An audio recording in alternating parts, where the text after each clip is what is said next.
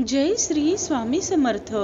सर्व भक्तांना जय श्री स्वामी समर्थ। आज आपण या व्हिडिओमध्ये कर्माचे फळ याबाबत स्वामींचे विचार बघणार आहोत। त्यासाठी सर्व भक्तांनी व्हिडिओ अगदी शेवटपर्यंत बघा। चला तर व्हिडिओला सुरुवात करूया। जेव्हा आपण झाडाला पाणी टाकतो ते पाणी त्या झाडाच्या मुळाशी पडते आणि त्यामध्ये आपली एक प्रकारची निस्वार्थ सेवा असते। ती आपल्या हातून नकळत घडते किंवा जाणून बुजूनही घडते, पण त्यामध्ये आपला कुठलाही स्वार्थ नसतो, म्हणून ती आपली एकतर निस्वार्थ सेवा समजली जाते।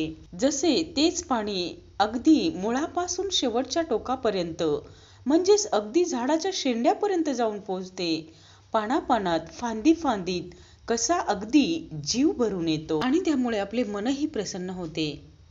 त्याचप्रमाणे आपण ईश्वर भक्ती करतो, ती भक्ती ईश्वरापर्यंत नक्कीच पोहोचते, पण ती आपल्याला कळत नाही।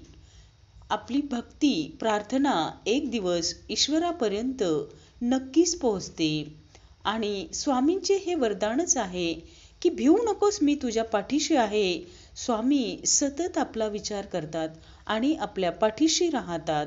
आपण जेव्हा स्वामींचे नाम घेतो, स्वामी नामस्मरण करतो, तेव्हा स्वामी आपल्या आसपासच किंवा आपल्या जवळच असतात। म्हणून श्रद्धा आणि विश्वास ही गुरुकिल्ली आहे। हे स्वामींचे वचन आहे, भिवू नकोस, मी तुझ्या सतत पाठीशी आहे। आणि एक दिवस तेच झाड, आपण ज्या झाडाला पाणी घातले तेच झाड आपल्याला गोड मधुर फळे देईल। तसेच स्वामी भक्तीचे आहे, आपण जेवढी भक्ती करू, जेवढा विश्वास स्वामीवरती ठेवू, आपल्याला तेवढेच मधुर गोड फळे मिळतील।